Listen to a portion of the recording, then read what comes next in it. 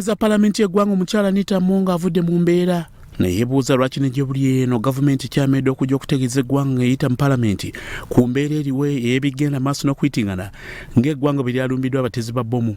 Mubaka bw'obuguddewo Palaamenti olunaku olwaleero, sipiika atuuse n'okwebuuza lwaki minisita ow'ebyokwerinda n'ejjudde eno akyesuddeyo gwa naggamba era ng'ensonga esinga obungi aziwulira ku mwogezi wa poliisi nga ziri mu mikutu gy'amawulire. We will not continue listening to Enanga alone. Because for me, I heard from Enanga. From Afande Enanga is where we heard from. Let the minister come and give this house a report and tell us how we should live. If the minister tells us that you should be able to leave Parliament by 6, we don't want you here, we will do that. We need to be guided as a country. Amonga tusenotegeeza nga Parliament teyagala kumanya nnyo bikwatagana ku bya kikugu mu byokwerinda wabula baagala bamanye ensonga enkulu ezigenda maaso mu kaseera kano. It is a good thing for you to come and tell this house on such and such a date this and this happened and this is what the plans we have as government. Don't tell us your plans, but tell us we have plans to sort out this.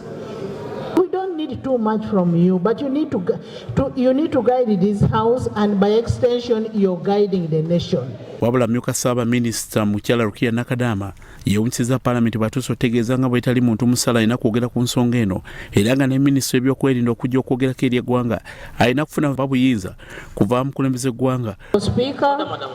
On matters concerning security, it is supposed to be His Excellency the President of the Republic of Uganda to come to guarantee the Minister of Security to come and brief and give. I think it's a very serious indictment of people managing our security to imagine that Parliament does not deserve the voice of the people, do not deserve to know what's going on and ask particular legitimate questions. It's their handling, it's whether they are gathering intelligence or just running around. Madam Speaker, I'm going to raise this with a heavy heart. Sometimes I also get a little bit uncomfortable. Whenever politics heats up in the country is when the government comes with the issues of the bombs being planted everywhere. I want to say this. Honorable Jonathan Ebwa, there was a bomb blast at the gate. Would you imagine that, would you think that government would target its own members?